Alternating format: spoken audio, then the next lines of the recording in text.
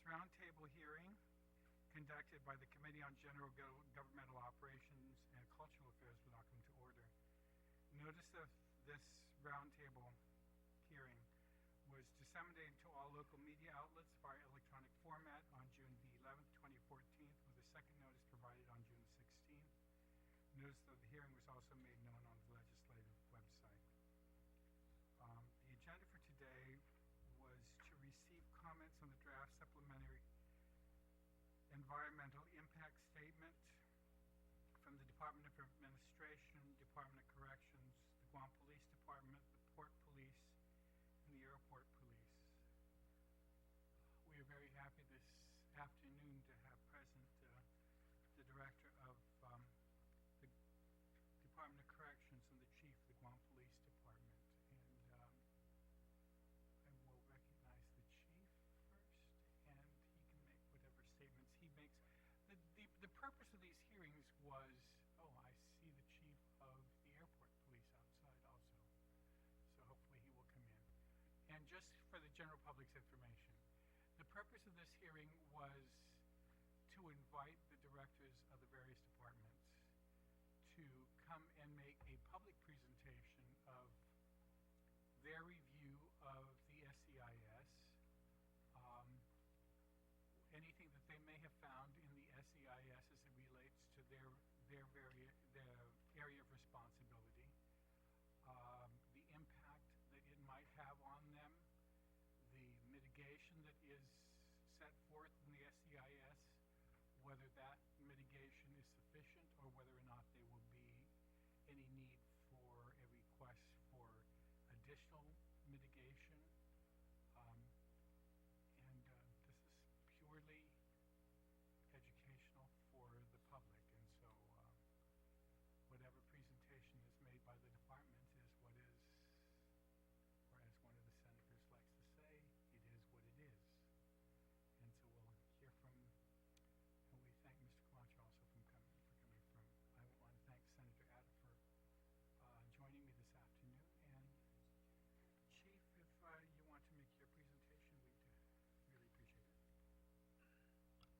Thank you, Senator B.J. Cruz, and then thank you, Senator Tony Anna, for having us present to comment on the SEIS. Because what at the Guam Police Department, we've been in communications with Mark Cabo, who is, the military liaison and works with the governor, and with BBMAR, and we talked about the Guam Police Department's, the implications of this military buildup, especially since it's changed a little bit. Then we saw this SEIS that shows a little bit of it being small, a lighter footprint with the U.S. Marines as opposed to the 2010. When I've been in the department, and I remember some of those discussions where, how would it affect if there were 18,000 dependents and Marines versus now this smaller footprint of about 5,000 plus Marines, and it's a unit that's mobile. And we drafted up a letter dated June 13, 2014. Senator, I'll provide you a copy of this. And what we've indicated is some of the things that we looked at. The first things we touched on were there were some projects, military capital, there were some capital projects that the Guam Police Department had indicated, and I'll give you an example. One of them was the Forensic Division, the crime lab, and then the other is the Marine Patrol Facility, a Central Precinct, a JIGO precinct. There was also vehicles, how the department would be impacted by the vehicle fleet, because we anticipate that anytime you have a large number and an increase in that segment of the military, with military activities together with construction projects, that traffic is one of the first things we looked at in the Guam Police Department's role of keeping the highways safe and making sure that we reduce traffic crashes. And so these are the kind of things we wanted to look at as vehicle or fleet situation, a JIGO precinct, Central Precinct, because a lot of businesses that transpire with the military activities also reach down into the capital of Agana. And then at the same time, we wanted to look at the overall organization of the Guam Police Department in itself, because a lot of the SCIS indicated several areas where it indicated on, and for an example, there were sections on emergency response, overlap of federal and local public safety. There were some social crime and social disorder were some areas of the draft SEIS.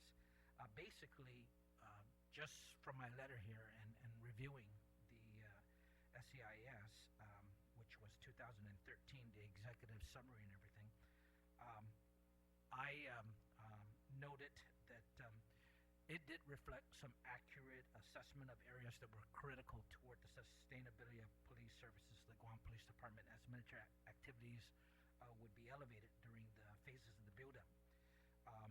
I had discussions of our command staff on this regarding it being scaled down and what we could do in terms of a department to be prepared and anticipating the kind of impact we would have.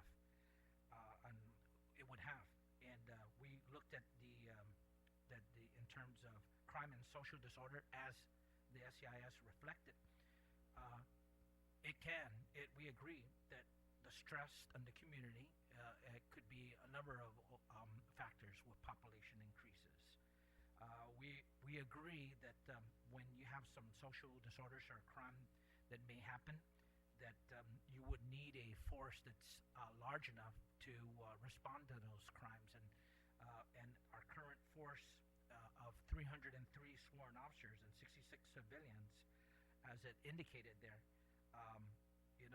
are working, sometimes beyond the hours. A large membership of the police department are members of the Guard Reserves, and there can always be that anticipation that they may sometimes have to pull some duties, and that's where they establish these links with the military community. We were looking at that in terms of the figure that they had of 146, and I believe we referenced that to page 4-121. There was some inaccuracies there for that SEIS. I think we were also concerned that when you have a lot of the military activities, we're anticipating there's going to be individuals who are records and identification section. Right now, we don't have a records management officer. We're communicating with BB to fill a particular position on that and managing the potential large frequency of requests for police clearances, and sometimes our department might there might be requests from our department and our capacity for individuals doing background employment checks of people who are going to be employed as we anticipate that with the buildup of the Marines, that there are going to be a lot of that might translate to some particular jobs increasing in workers. So that's where our records and identification looks at those police clearances and on the volume of that, which our fee schedule has already been increased, so we're anticipating that the number of revenues for the Guam Police Department might pick up on that. But that is in the conditions that we also have our staffing in place too by the time those phases start taking place in the military buildup.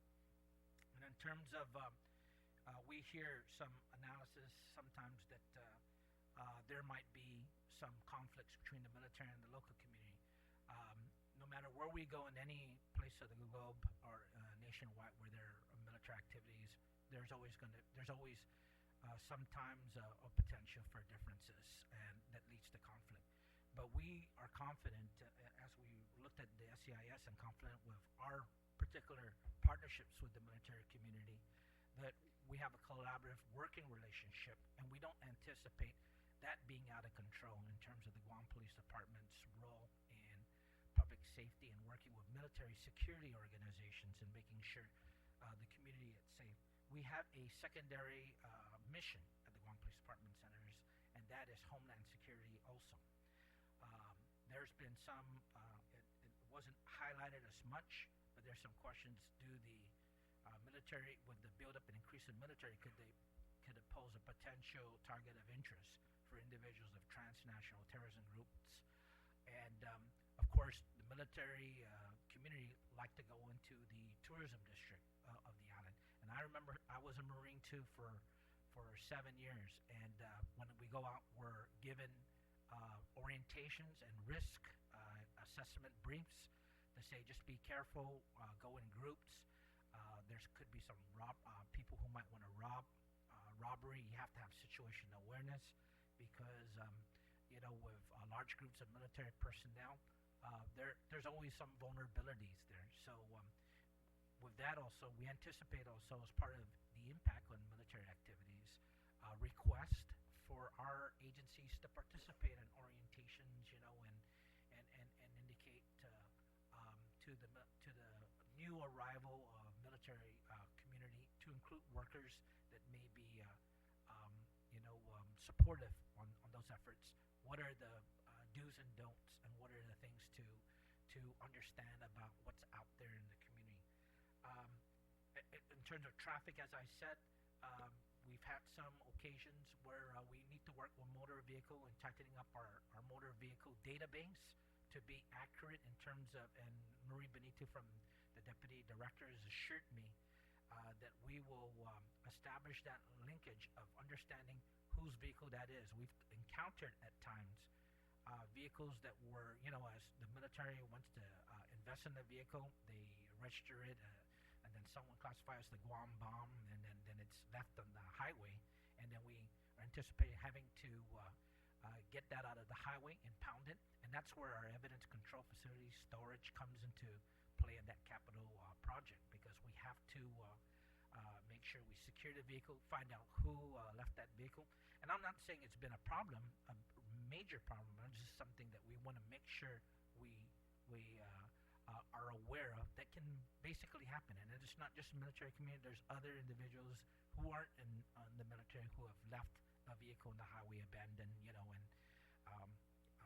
the highway, and that had expired plates, and it needs to be secured, and whoever is the owner of the vehicle is liable to have to pay for the storage fees and everything else. We're always concerned about with the traffic congestion, with the different kind of things that might play. Military community have been very compliant.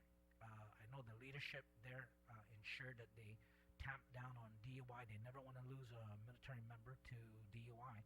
But in our enforcement and our checkpoints, we're going to anticipate, we do every now and then, as you increase military community, there may be some members in the military that might get caught DUI.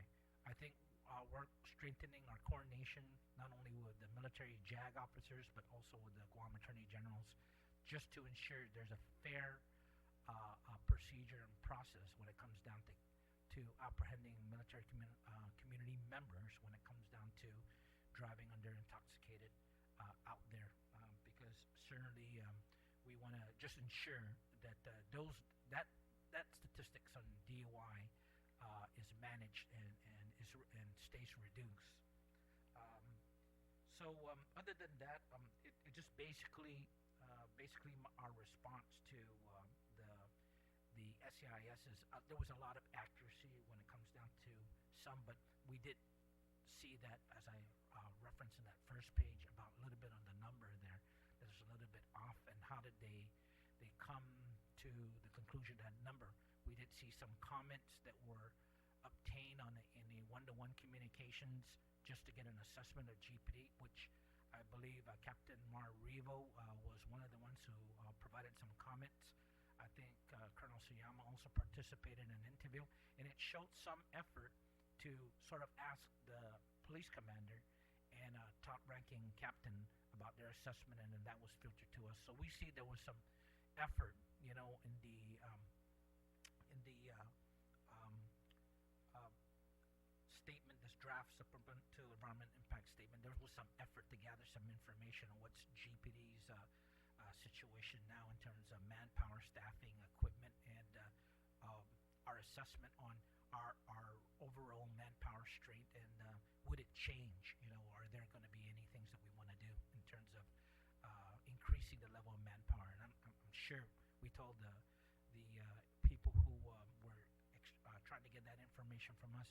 Certainly, we do want an increase in our police force as the military community increase, together with other anticipated workers with the military activity that's going to take place in these phases. Thank you, Senator.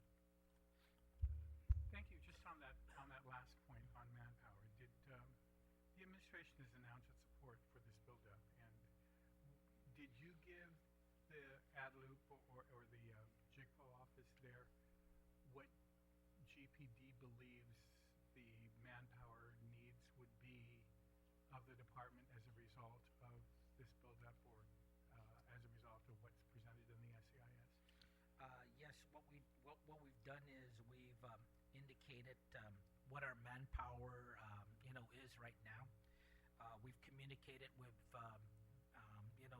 Mark Calvo again, BBMR, and actually the one I'm going to give you gives you that information in terms of what's going to the Joint Guam Program Office. So and a lot of Mark's input with us and coordination with us is saying that there's a big difference between the previous military buildup. So when it comes down to asking, we know that our authorized strength in previous budgets for the Guam Police Department, and this was back in the 25th Guam legislature where I found something, our authorized strength is really supposed to be 445 employees in the Guam Police Department. Out of 445 employees, about 370 of them should be uniformed officers, and the rest are civilian, staff support. We are at, as I gave that copy in the previous day I was over here at the Guam legislature, we have about 60 civilians, about 304 uniformed officers. So, there is a shortfall in terms of employees that we should really have fully staffed. And that was in the 25th Guam legislature way back in 1999, 1998, and that staffing level. And I'm suffice and comfortable to say that that same authorized strength would be sufficient enough in terms of total employees should this buildup increase. And we're not going to ask ask over the amount that is necessary, because I think the majority of our staff believe that we need to be transparent and conservative in our numbers, but not stretch the numbers that are needed for something that isn't going to be that much of a very severe impact in terms of crime, and violent crimes and everything. We believe that with the military buildup with the Marines, you're not going to see a spike of great violent crimes. A lot of the military community, Marines are disciplined. I come from I'm a little bit biased, but we're taught to respect what happens when you're in that community where you're at when you serve, because you're serving the nation, and you have to respect rules and regulations, not only of the Marine Corps, the Uniform Code of Military Justice, but the laws of that community that you're at. You just mentioned that your current uniform force is 306, and you believe that your optimal uniform force should be about 370. 370. You've communicated that to ADLOOP? Well, I believe I've mentioned this, to BBMR, and John Pangilinan, and I think Mark Cabo was in that meeting when I had mentioned that 445 is our authorized level for the Guam Police Department. And have they provided you with any assurance that they will assist you in trying to get to that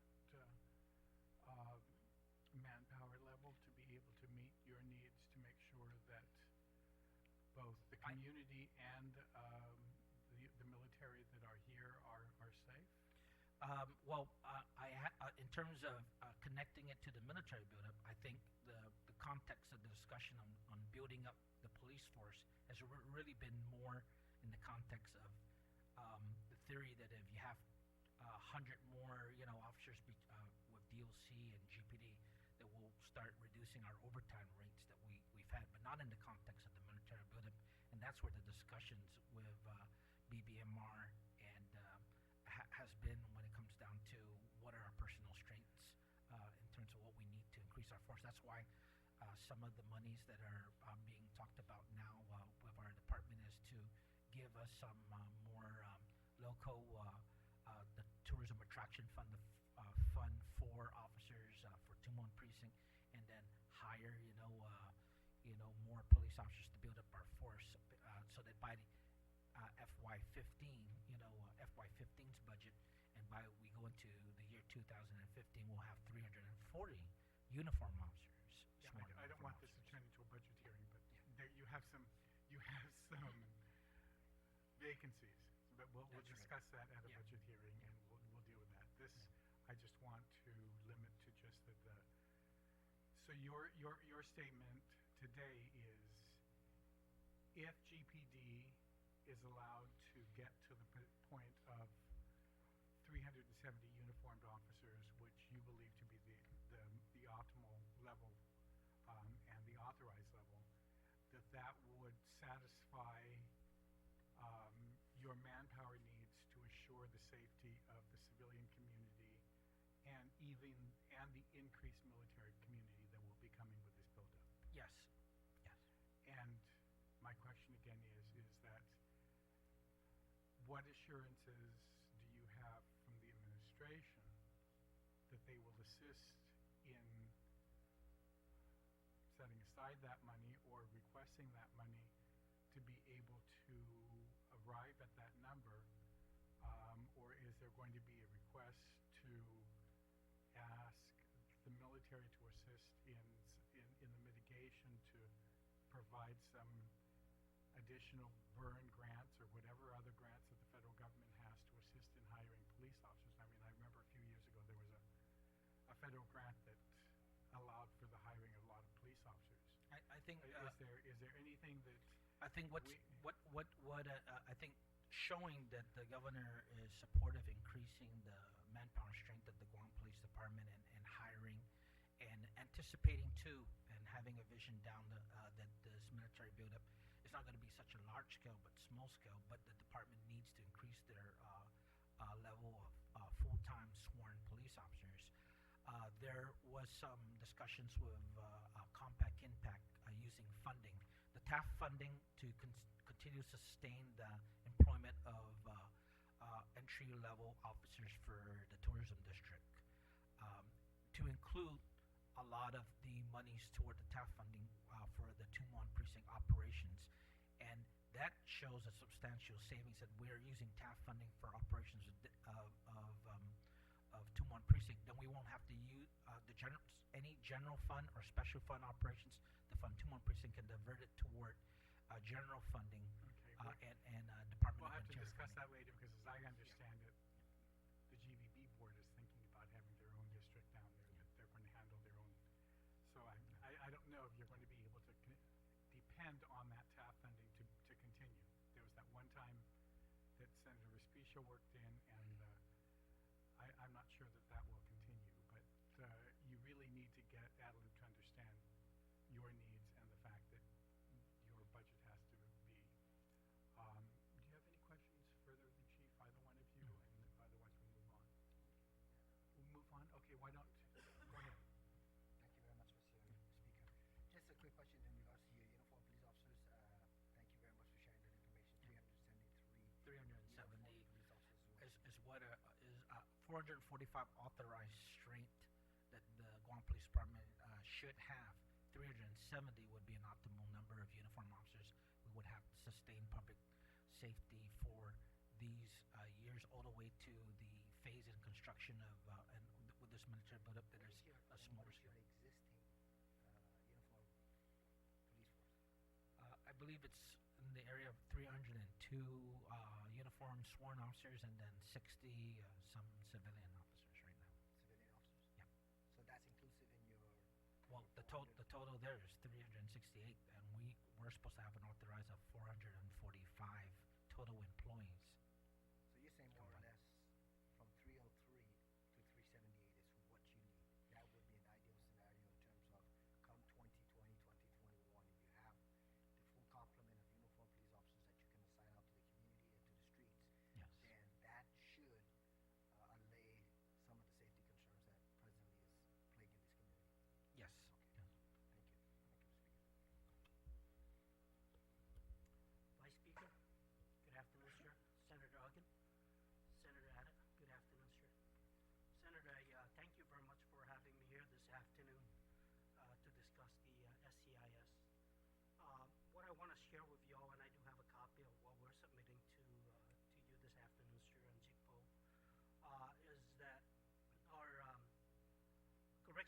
facility that is already overcrowded will definitely be impacted by the increase of the military here in Guam.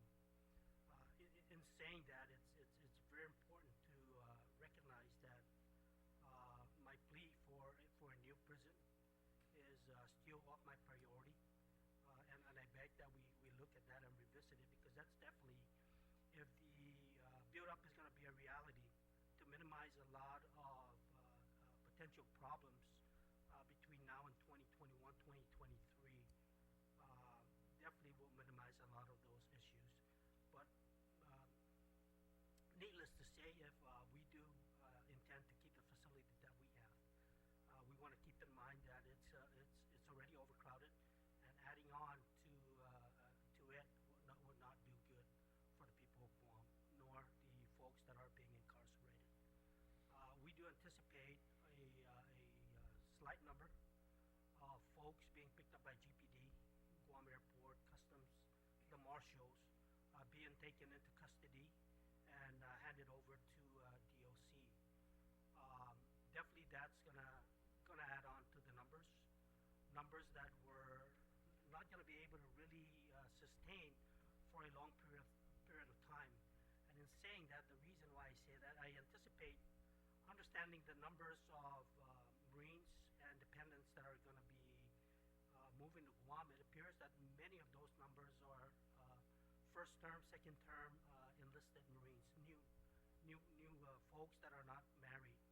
So many of the crime that I think they'll commit are going out to bars, dancing areas, getting drunk, trying to enjoy the island life, and end up getting themselves in trouble because they're out there trying to enjoy themselves. Not so much a criminal activity such as robbery or anything that's of a very large magnitude. Just seeing the type of people that are being sent here. Fred did indicate that he was a Marine for 7 years. I can tell you also that I was a Marine for 30 years. 12 years of that I spent in Okinawa. I will let you all know that I was also part of the build-up assessment before I retired in 2007 out of Okinawa. So I want to share this, that the military takes action on their individuals who commit or who violates policies or law on or off base. They are very particular. They are very active, that when something takes place, that they do not just sit back and do nothing. Fred indicated that they are given orientation, that when they go out to town or wherever they go, that they need to pair off. As you all probably might be aware, a couple months ago when we have folks come on island for exercises or whatnot, it's been them that they were a victim. There was a victim of a Navy SEAL down in Tuman, and also a victim of a Marine that was beat up by a couple of kids, Marine or Navy SEAL. So you can see that if it's working, that these people are told, when you go out there, be a good mentor, be a good role model. And as I could recall in the news, there was no indication that the Marine or the Navy guy went out there looking for the fight, but probably they became victims of the local community. So we do anticipate those kind of things to happen. It doesn't say that they're not going to be engaged in probably wanting to pick fights too, because whenever people drink, they tend to be offline. So that's more likely the kind of illegal activities that we're going to be seeing more largely engaged with GPD, and then being taken into our custody, and overnight or there for 2 days until they're magistrated. So that's what we anticipate. I did cite several areas in the SCIS that contradicts mitigation. On one piece there, they indicated that there's no mitigation, no impact to any part of public safety, but also on page 4-144, it did indicate that public safety DOC 1 to be one that it's going to largely impact in both in the short term and the long term. So definitely, whenever there's a change or increase in population, we anticipate that crime is going to increase and our population in DSC is going to increase. We want to keep in mind also that we've been under a stipulated agreement with the federal government for 23 years. And one of the last item there that we need to address, and it's being addressed, and we're making corrective action, is the medical entity, medical piece of it, medical, mental, and behavioral health piece of that stipulated agreement that we're yet to comply with, but it's in the process, and many of it is the hiring of personnel, hiring of medical personnel, nurses, and a clinical psychologist, and social worker, casework, and whatnot. So many of that is in motion.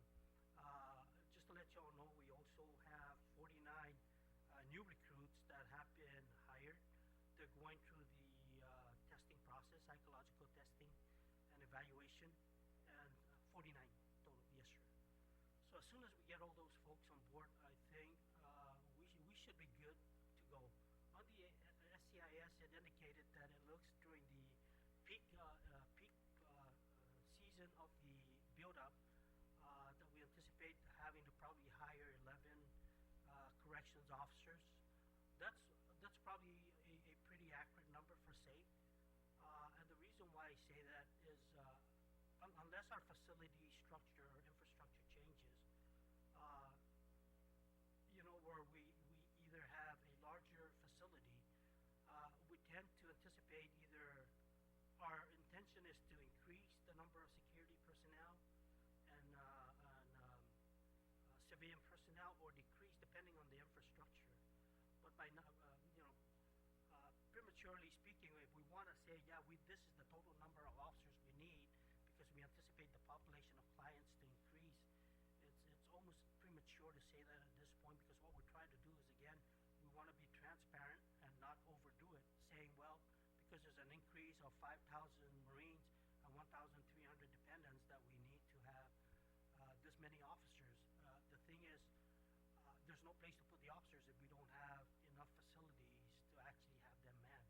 So it's being irresponsible at this point. I will venture to say that the realistic numbers, if we're looking at custody personnel for DOC, just in safety and security, 250 would be a very reasonable number.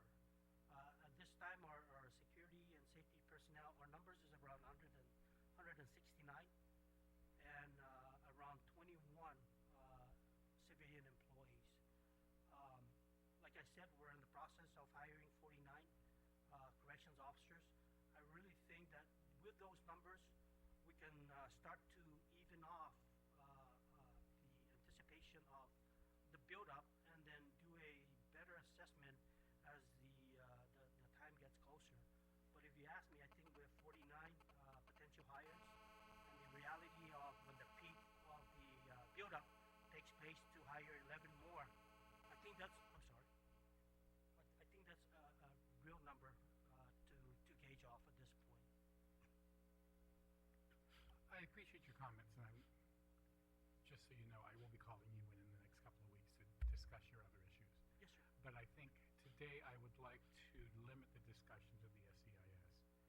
And in all fairness, maybe it might help this committee and the general public, of the population that you currently have, of 716. how many of those are military personnel? I mean, were military when they were arrested? Since I've been there, I could actually estimate at least 5 for the past 4 years, 3.5 years since I've been there. And so really seriously, I understand that for our own organic growth and for our own need, we may need to replace the prison. All right, that might be necessary. Yes, sir. But it really ought not be part of the discussion of the SCIS if out of 700 you can only say that they're less than 1/10 of 1%, Right. less than that. Yes. Up there that are military personnel. So there is no need to replace it because of the military buildup. But for our own organic needs and for our own community needs. So that should be separate from the SEIS discussion. Um, I mean, in the same way that with GWA, they could talk about the northern wastewater treatment, but they really shouldn't include the southern wastewater treatment since it wasn't going to be impacted by the military. But so I'm just trying to get what will DOC need as a result of this, of the buildup itself, not what the community needs now, but because we're going to add 5,000 new people, and what's the impact of that new population as opposed to our organic population? Well, Vice Speaker, like I mentioned, the prison is already overcrowded. So to add on, with the increase of military population, we anticipate that it's going to grow, even if it's at 1, 2, 3%. It's already overcrowded. There's no other way for me to explain it. Right now, either we expand it so that we're able to detain more clients if need to. But I can tell you the detention facility that we do have in Agana, I mean, just the night arrest or weekend arrests tends to make it very crowded in there, where we have to move people constantly. If I'm not mistaken, don't both bases currently have brigs? And I want to look into that, because I would think that Naval Station and also I mean, Anderson could there do be have- an arrangement where the military personnel that are arrested for the minor crimes that you're talking about are detained Detained on base. in their brig? It should be, yes. But if, as the one young man from the Frank Cable with the DUI fatality, or the two that were in the robbery up at the Liberation, yes.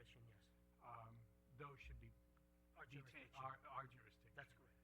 But the minor ones, could there be an arrangement where the mitigation would be that there be an agreement with the military to house them there?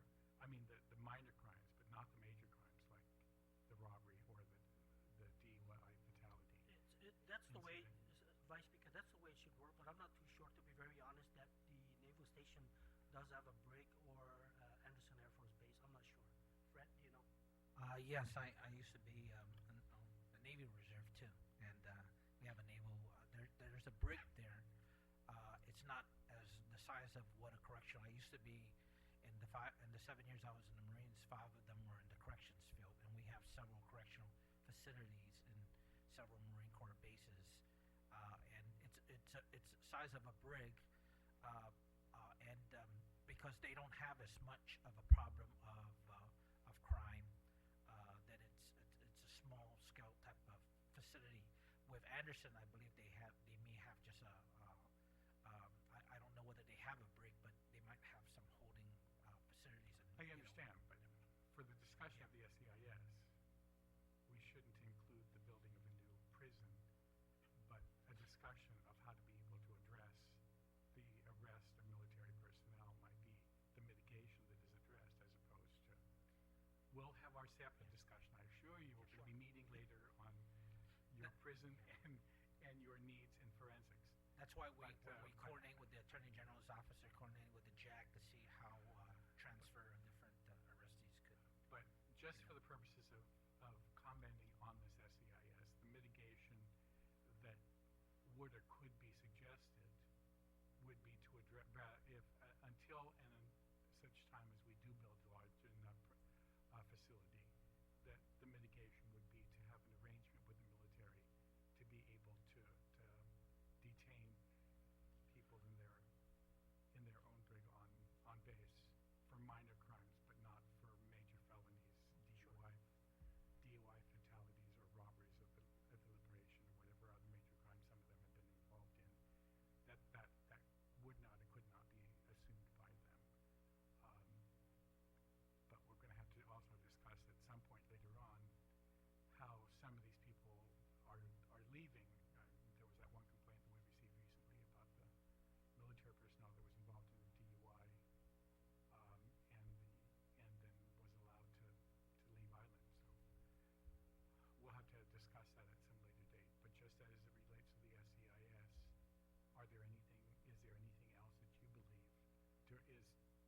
is a result of the SEIS, not your wish list, because you didn't give me your optimal budget anyway. You said you didn't need It's en any. route, Senator. And, Trust me. It's en route.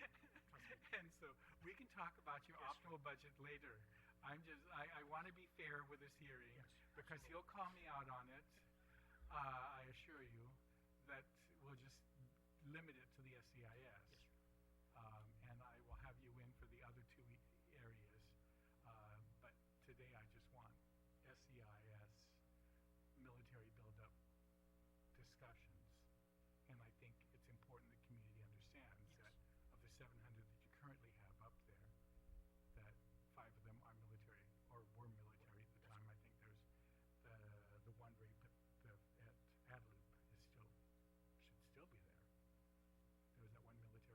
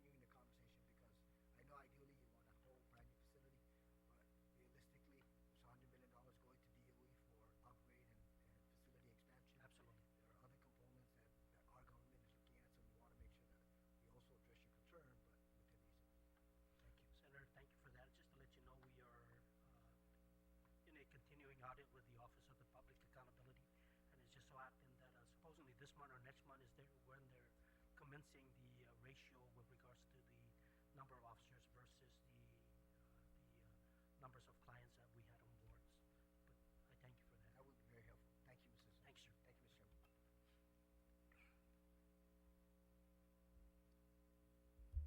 Good afternoon, Senators, Vice Speaker. I'll just kind of keep this pretty short and stick to the CIS issues. I have 4 points actually. Number one is that we're not on the CIS. We're not indicated there, so as a consideration. So that's one of the areas that we should be incorporated into that planning process. And but nonetheless, we still gave the governor's office some of our comments. And number one is, of course, the roadways. That's probably the most significant impact we're going to be seeing. We're now taking Route 16, Route 8, and parts of Route 1 also. We've expanded to help GPD with some of their traffic enforcement and accidents and so forth. So that's as part of the governor's overall plan to all law enforcement to help each other out. So if there is going to be an increase in population, more cars on the roadway, that's just a given. So that's the number one. The other part, the unknown really, is how many of those 7,000 to 8,000 people that will be coming in, military, family, and supporting personnel, how many of them are going to the GIA airport? We don't know that, and so that will depend on what the numbers, or at least the planning numbers, will depend on how much personnel we're going to have. So with the given unknown numbers, it's kind of hard for us to determine number of personnel we're going to need additionally. But at least on the road networks, it would be great if we had an additional 3 cars and about 10 or 12 police officers to cover that. Because the unfortunate thing about our side of the house is that we have man posts that cannot be abandoned, especially during peak hours because of security reasons and TSA regulations that it's mandatory. And so sometimes when we have our brothers and sisters in the law enforcement calling out, and we hear that we need to support them, or they're asking for support in traffic accident or what have you, it's kind of it's frustrating to hear that, and we say we can't leave that area because we're taking care of personnel. So if we're going to have that kind of situation, then it would really be a big relief if we have more personnel to cover those areas, and if more personnel, military personnel, are going to be on the roadways. The last part is really the CBP and the TSA lines. Current situation right now, we have long lines at this is not my area, of course, and TSA, of course, but maybe with the network of people that you're talking with, that can be brought up. But CBP, sometimes the lines are way out long, and some tourists have complained of an hour or two waiting to get processed through that whole area. So I know the executive manager is trying to address that, and so, but I think that needs to come up from the higher echelons of the government, but as a concern. And pretty much that's it, sir. Thank you. Do you have any further questions? All right. I also want to note for the record that the Director of Administration has sent over a 6-page testimony, which will be included in the committee record, about her response to the SEIS. I thank the chief and the director and chief also from the airport for coming down this afternoon. The testimony that's provided to us, as I understand it, is on